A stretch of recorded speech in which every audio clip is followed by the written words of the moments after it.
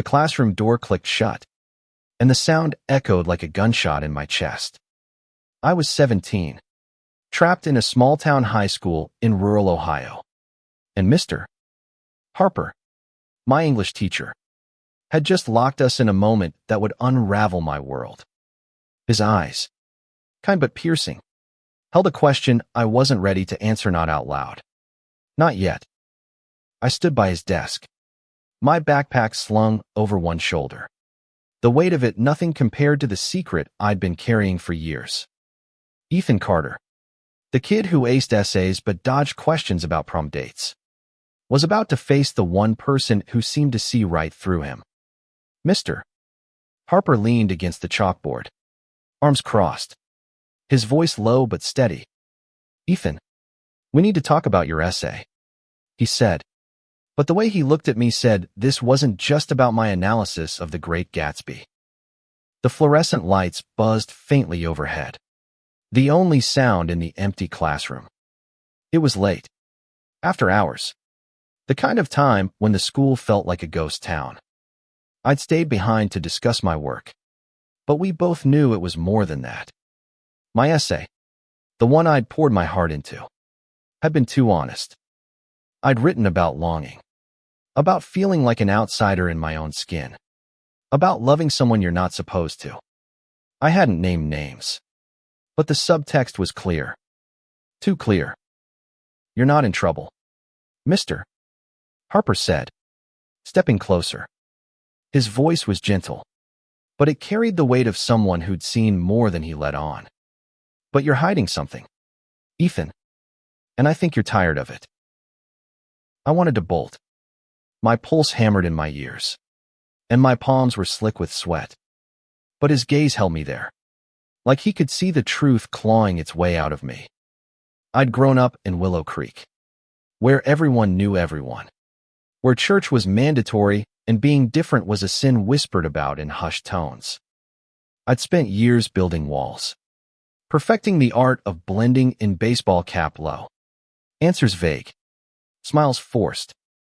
But Mr. Harper, with his dog-eared copy of Whitman and his quiet way of noticing, was dismantling those walls without even trying. "I don't know what you mean," I lied, my voice barely above a whisper. My eyes darted to the door, but it felt miles away. He didn't move closer, didn't push, but his next words hit like a punch. "I was like you once," he said, scared, angry, pretending to be someone I wasn't. He paused, letting the words settle. "It gets easier, Ethan, but only if you let it." I froze. Was he saying what I thought he was? Mr. Harper, the teacher everyone loved, the guy who coached soccer and quoted poetry like it was second nature, was he telling me he was like me? My mind raced, piecing together fragments. The way he never mentioned a wife, the way he lingered after class to talk to kids like me, the ones who didn't fit. I'd always thought he was just perceptive, but now I wondered if he'd been where I was, fighting the same war inside. "What do you want from me?" I asked, my voice cracking. I hated how small I sounded, how exposed. I wasn't ready for this, not for him to know, not for anyone to know. But the air in the room had shifted, thick with something unspoken, and I couldn't look away from him. "I want you to be honest," he said, "with yourself, with someone, because keeping this inside is going to break you." I laughed, sharp and bitter. "Honest. In this town. You know what happens to people like me." I didn't say the word gay. It stuck in my throat like glass. I'd heard the slurs in the locker room, seen the way kids like Tommy Grayson got cornered for less. Willow Creek wasn't a place for honesty. It was a place for survival. Mr. Harper's jaw tightened, but his eyes stayed soft. "I know," he said. "I grew up here too. And I'm still here. Ethan, I made it through." I didn't know what to say. Part of me wanted to scream at him, to tell him he didn't get it. that he couldn't possibly understand the suffocation of being 17 and different in a place like this. But another part of me, a quieter, desperate part, wanted to believe him. Wanted to believe there was a way out that didn't involve running away or pretending forever. He stepped back, giving me space, and picked up my essay from his desk. "This," he said, holding it up, "is the bravest thing you've done. You didn't just write about Gatsby. You wrote about you. And that takes guts." I stared at the paper, my messy handwriting scrawled across it, and felt my chest tighten. I'd written about love, about the ache of wanting something you can't have, about the fear of being seen. I hadn't meant for it to be a confession, but it was. And now Mr. Harper was holding it like it was something precious, not something to be ashamed of. "I don't know how to do this," I admitted, my voice barely audible. It was the first time I'd said anything close to the truth out loud, and it felt like jumping off a cliff. "You don't have to know," he said. "Not yet. But you don't have to do it alone." The bell tower outside chimed, signaling the end of after-school clubs, and the sound broke the spell. I grabbed my backpack, my hands shaking. "I have to go," I muttered, moving toward the door. He didn't stop me, but as I reached for the handle, he spoke again. "Ethan," he said, "you're not invisible. Not to me." I didn't turn around. I couldn't. But as I stepped into the empty hallway, the weight of his words followed me, heavy and warm, like a promise I wasn't sure I could trust. The next morning, I woke up with a knot in my stomach. Mr. Harper's words still ringing in my ears. I'd barely slept, replaying that moment in the classroom. The way his voice had cracked open something I'd kept locked away. Willow Creek High felt different now, like the walls were watching me, waiting for me to slip. I avoided the English wing all day, skipping third period and hiding out in the library, pretending to study. The librarian, Mrs. Jenkins, didn't notice me tucked behind the stacks, my head buried in a book I wasn't reading. I kept thinking about what Mr. Harper had said about being honest, about not doing it alone. But who could I trust? My parents. They'd drag me to church and pray the sin out of me. My friends. They'd laugh, or worse, turn on me. I'd seen it happen to kids who didn't fit the mold. By lunch, I was a mess, picking at my food in the cafeteria while my best friend, Jake, rambled about the football game. Jake was the kind of guy everyone liked, loud, confident, the star quarterback who never had to question his place in the world. I'd known him since we were kids, but lately, being around him felt like lying. Every time he asked why I was so quiet, I brushed it off. But today, his questions felt like accusations. "You okay, man?" he asked, tossing a fry at me. "You look like you saw a ghost." "I'm fine," I said, forcing a grin. But my eyes drifted across the cafeteria, landing on Mr. Harper, who was eating alone at the faculty table, grading papers. He looked up, just for a second, and our eyes met. My heart lurched, and I looked away, heat creeping up my neck. "Dude, you're acting weird," Jake said, following my gaze. "What's up with you and Harper? You're always staying late with him." My stomach dropped. "It's just extra credit," I mumbled, shoving my tray away. Jake shrugged, but I could feel his eyes on me, like he was trying to figure out a puzzle that didn't add up. The rest of the day was a blur. But by last period, I couldn't avoid Mr. Harper anymore. English was mandatory, and I couldn't skip again without raising red flags. When I walked into his classroom, he was writing on the board, his back to me. The other students were already seated, whispering and laughing, oblivious to the storm in my head. I slid into my usual spot in the back, hoping to disappear. But Mr. Harper had other plans.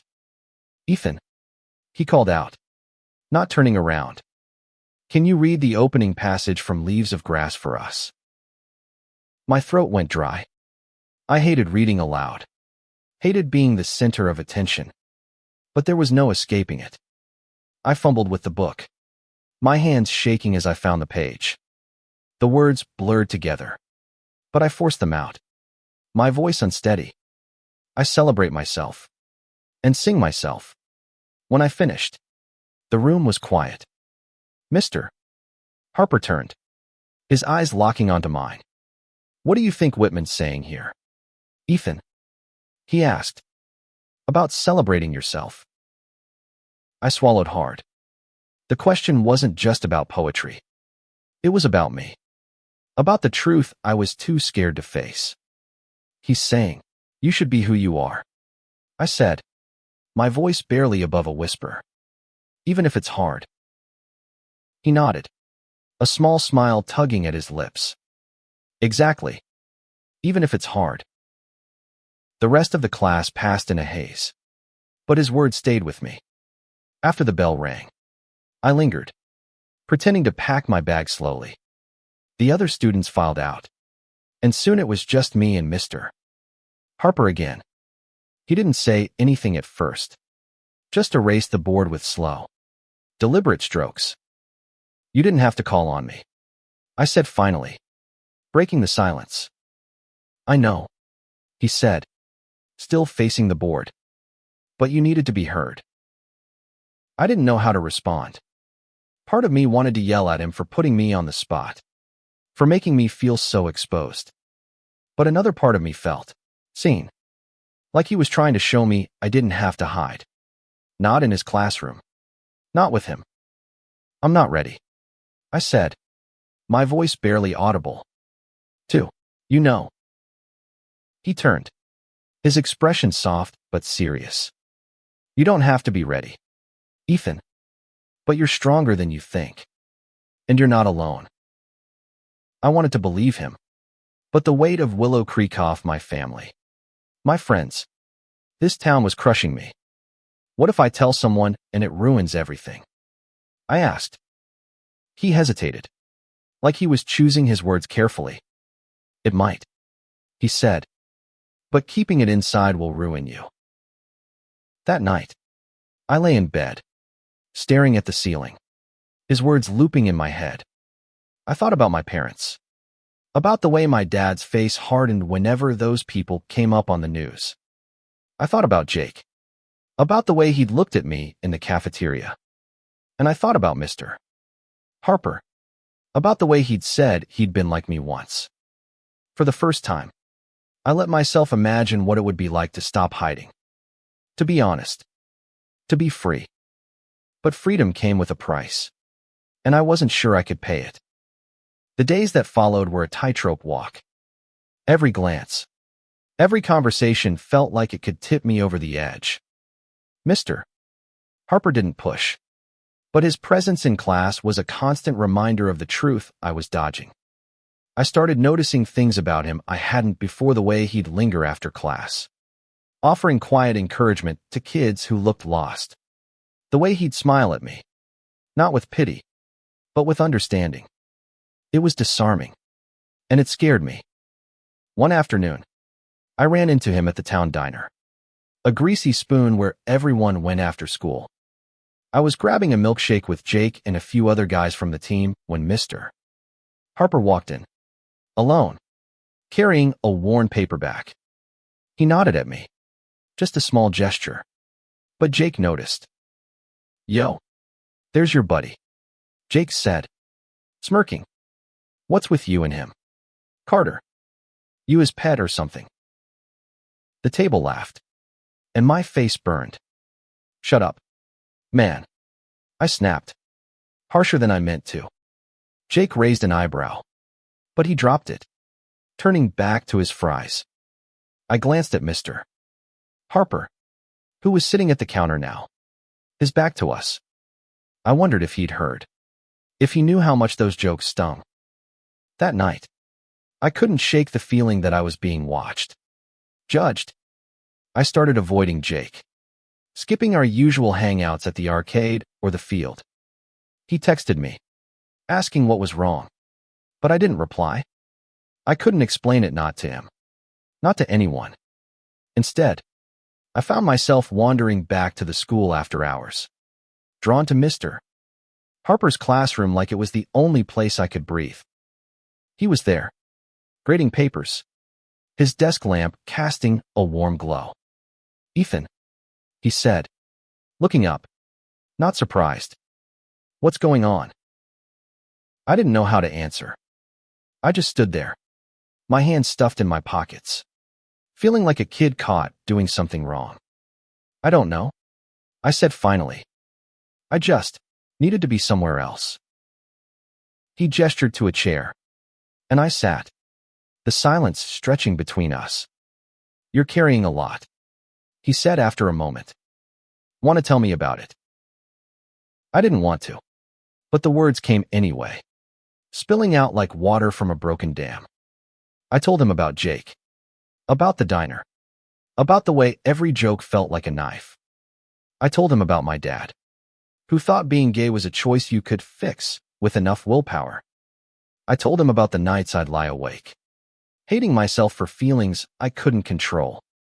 He listened, his face calm, but his eyes full of something I couldn't name: empathy, maybe, or recognition.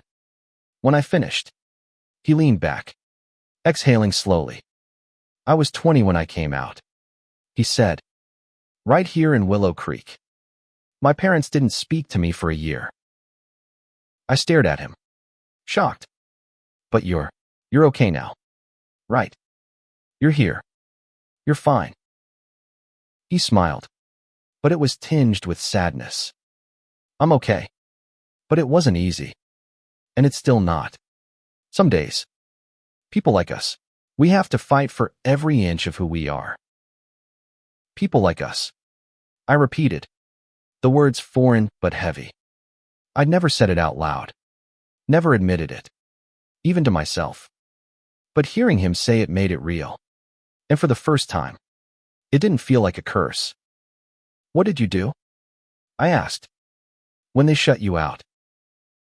"I found people who didn't," he said. "Friends, teachers, a community. You'd be surprised how many people are rooting for you, even in a place like this." I wanted to believe him, but Willow Creek felt like a cage. I thought about the kids at school, the ones who'd whisper "fag" under their breath when someone wore the wrong shirt or walked the wrong way. I thought about my mom, who'd cry if she knew, not because she hated me, but because she'd think I was damned. "I don't know if I can do it," I said, my voice breaking. "Tell people. Be me." "You don't have to tell the world," he said. "Start with one person, someone you trust. It doesn't have to be me, but it has to be someone." I thought about Jake. He was my best friend, the guy who'd stuck by me through everything: broken bikes, bad grades, my parents' fights. But could I trust him with this? Could I trust anyone? Before I could answer, the janitor's keys jingled in the hall, and Mr. Harper stood. "Go home, Ethan," he said gently. "Think about it. But don't carry this alone." I left, the night air cold against my skin, his words echoing in my head. For the first time, I felt a spark of something like hope, but it was tangled with fear. I didn't know if I was ready to take that step, but I knew I couldn't keep running. The next week was a blur of avoidance and anxiety. I dodged Jake's calls, ignored his texts, and stuck to the edges of the school, slipping through crowds like a ghost. But the more I hid, the heavier the truth felt, like a stone in my chest. Mr. Harper's classroom became my refuge, the one place I could sit without pretending, even if we didn't talk about it again. One day after class, he handed me a book, Giovanni's Room by James Baldwin. "Read this," he said simply. "It might help." I took it, skeptical but curious. That night, I cracked it open, and the words hit me like a tidal wave. It wasn't just a story, it was a mirror, reflecting every fear, every longing I'd buried. I read until dawn, my heart racing, tears staining the pages. For the first time, I saw myself in someone else's words, and it made me feel less alone. But it also made me angry. Angry at Willow Creek, at my parents, at myself for being so scared. I wanted to be like Giovanni, to love without shame, but I didn't know how. The next day, I marched into Mr. Harper's classroom, the book clutched in my hand. "Why'd you give me this?" I demanded, my voice louder than I meant. "What am I supposed to do with it?" He looked up from his desk, unfazed. "What did it make you feel?" I opened my mouth, then closed it. How could I explain the ache, the hope, the terror? It made me feel everything. I said finally, "But it doesn't change anything. I'm still stuck here." He leaned forward, his voice steady. "It changes you, Ethan. Knowing you're not alone, that other people have felt it gives you strength. You decide what to do with it." I wanted to argue, to tell him it wasn't that simple. But the bell rang, and students started filing in. I shoved the book in my bag and left, my head spinning. That afternoon, I found myself at the town library, tucked in a corner with Giovanni's room again, rereading passages I'd underlined. I didn't notice Jake until he was standing over me. "Yo, you've been ghosting me," he said, his voice half joking, half hurt. "What's up with you?" I froze, the book burning a hole in my lap. "Just busy," I said, shoving it into my bag. But Jake's eyes narrowed, and he grabbed the book before I could stop him. "Giovanni's room," he read, his brow furrowing. "What's this about?" My heart pounded. "It's for English," I lied, but my voice shook. And Jake wasn't stupid. He flipped it open, scanning a page, and I saw the moment he realized what it was. His face changed confusion, then something else. Not anger, but not acceptance either. "Dude," he said, handing it back. "You into this stuff?" I wanted to disappear. "It's just a book," I snapped, but my face was burning, and I could barely meet his eyes. He didn't say anything for a long moment, just looked at me like he was seeing me for the first time. "You've been weird lately," he said finally. "If something's going on, you can tell me. You know that, right?" I nodded, but I didn't believe him. Not yet. He left, and I sat there, my hands trembling, the book heavy in my lap. I wanted to tell him, to spill everything, but the words wouldn't come. Not today. That night, I went back to Mr. Harper's classroom. He was packing up, his coat slung over his chair. "I read it," I said, holding up the book.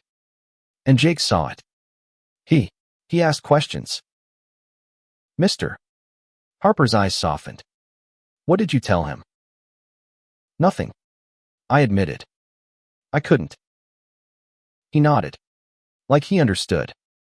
"It's okay to be scared," he said. "But you're braver than you think. You're already starting to let people see you." I didn't feel brave. I felt like I was standing on the edge of a cliff, and one wrong step would send me crashing. But as I left the classroom, the book still in my hand, I felt a shift.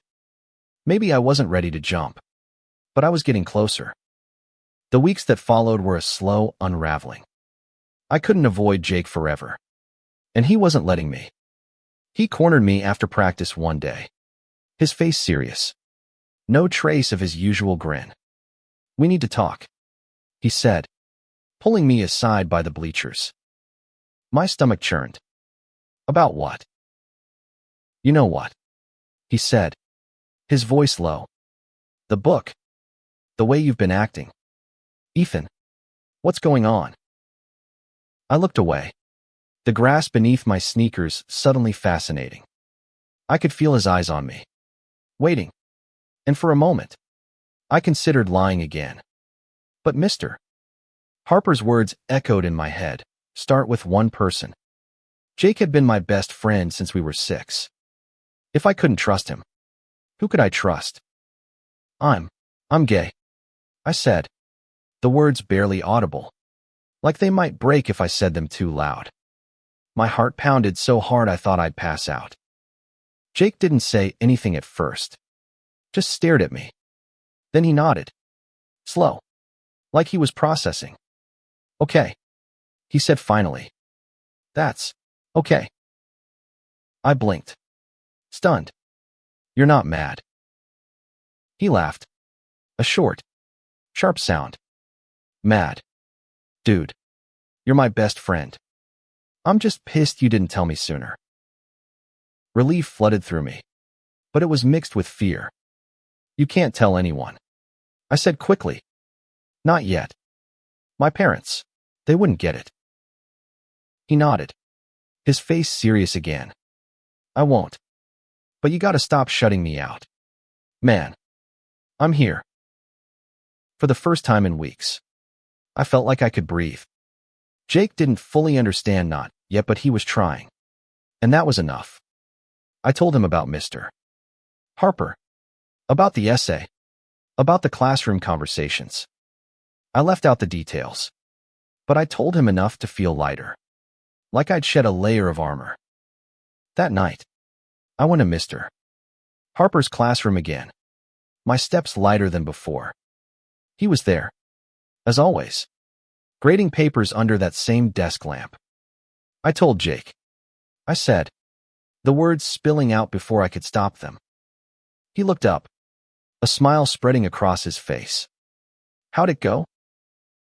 He was okay, I said, still half disbelieving. He didn't hate me. Of course he didn't. Mr. Harper said, you're still you, Ethan. The people who matter will see that. I wanted to believe him, but the fear was still there, lurking. Telling Jake was one thing. Telling my parents, my teammates, the town that was another. But for now, I let myself hold onto the small victory, the first step toward being me.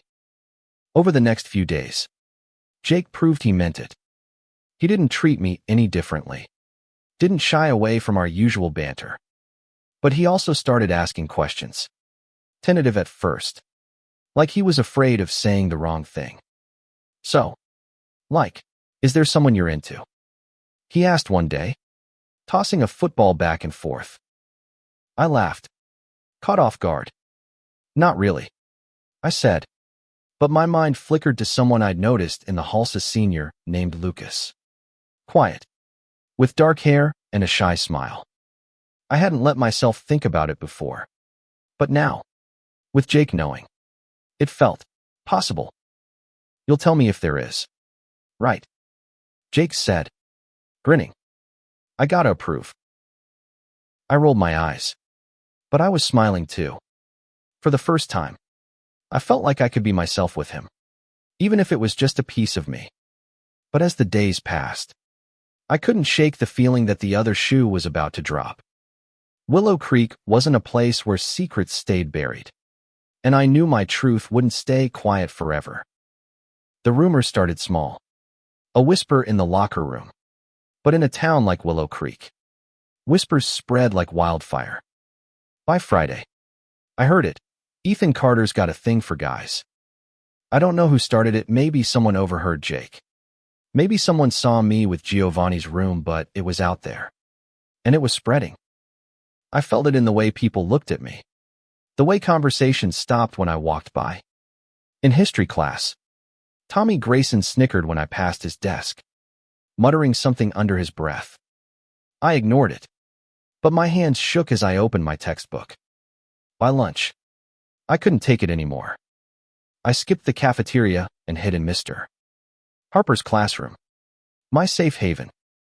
He was there, eating a sandwich, papers spread out on his desk. You okay? He asked, his eyes narrowing as he took in my expression. They know, I said, my voice shaking. Someone's talking. About me. He set his sandwich down, his face serious. What have you heard? I told him about the whispers, the looks, the way even my teammates were acting weird. I didn't want this, I said, pacing. I wasn't ready. He stood, his voice calm but firm. You don't have to be ready for other people's reactions, Ethan. You just have to be ready for yourself. But what if they hate me? I asked, my voice breaking. What if my parents find out? He didn't sugarcoat it. Some people might not understand. Some might never. But you can't control that. You can only control how you live with it. I sank into a chair, my head in my hands. I thought about my dad, his stern face, his Bible on the nightstand.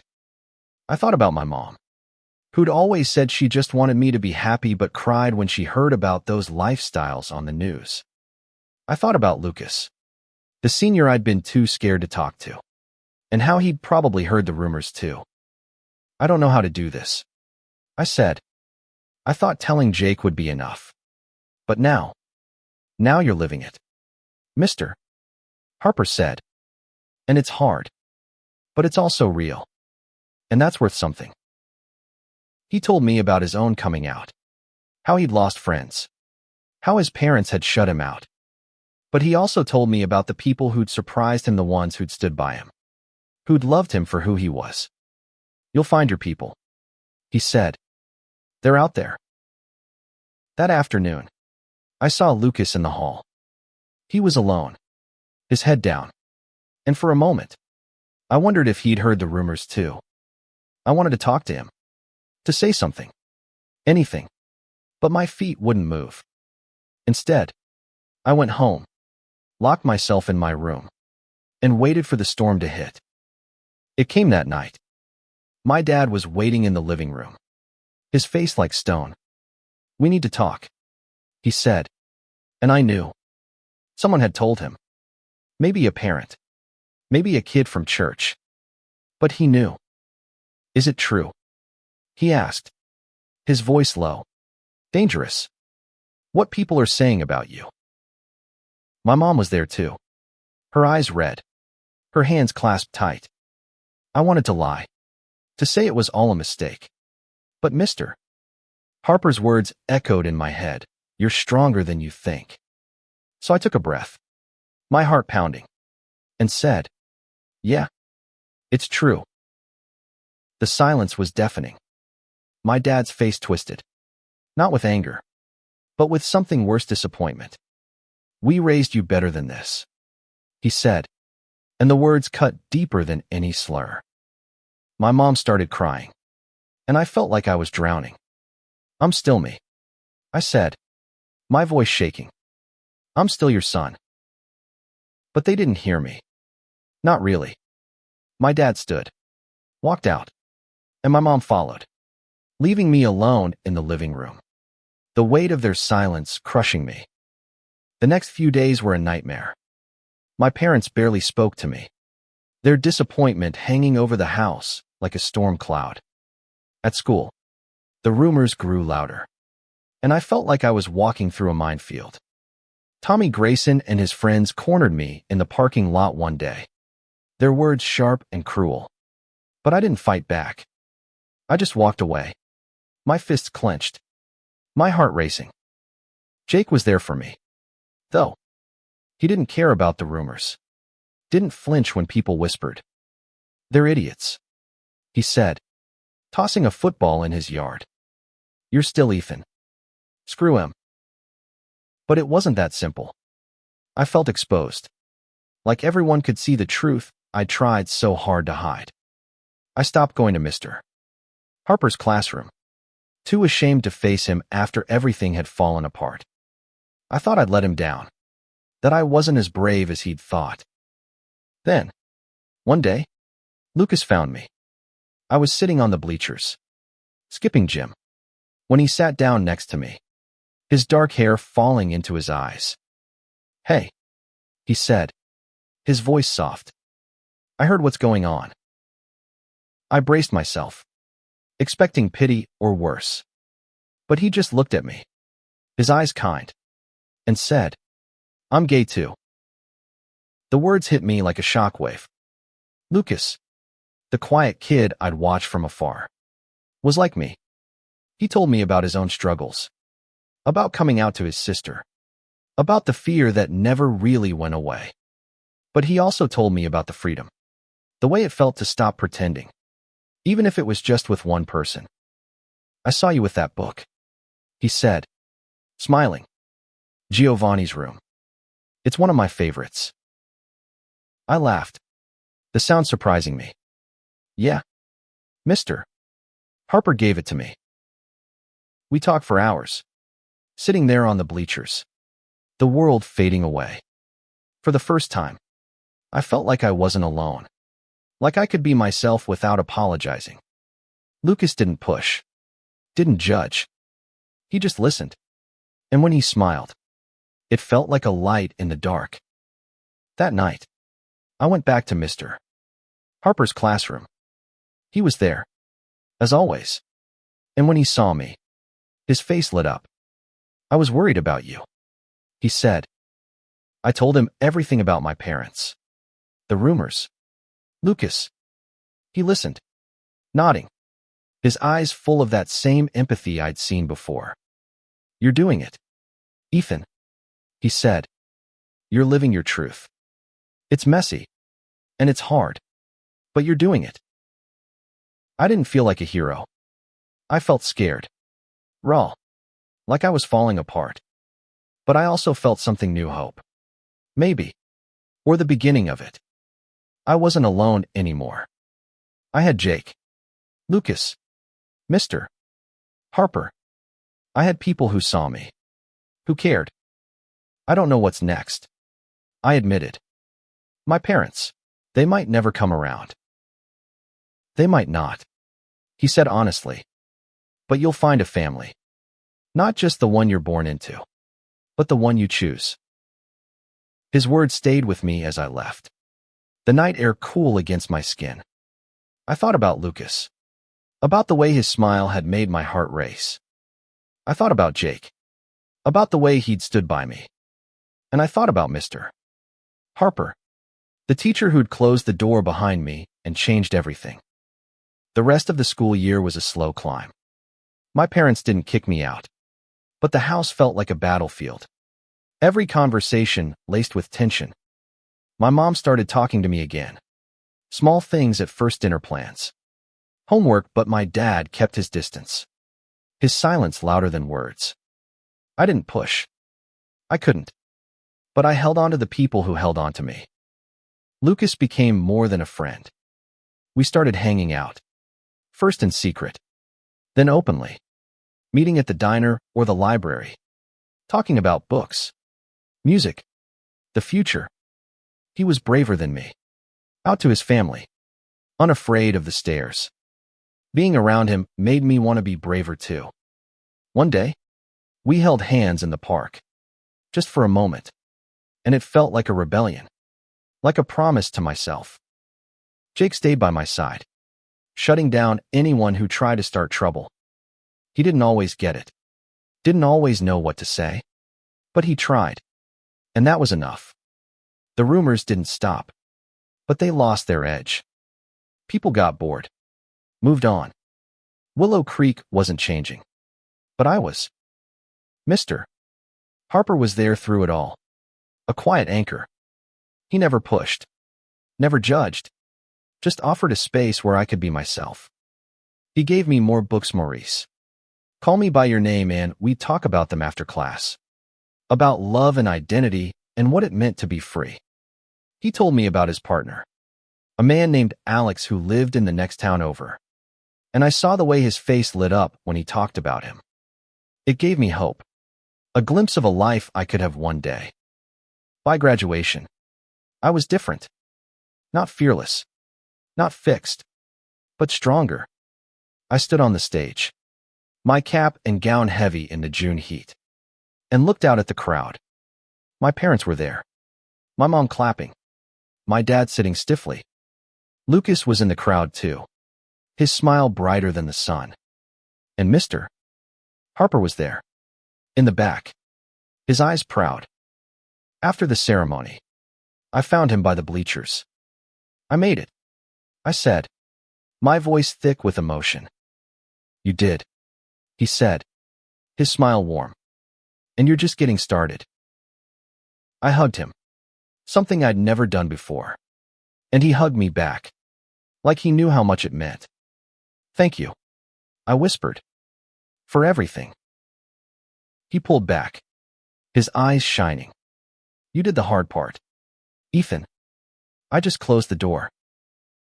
That summer, I started planning my future. College was on the horizon.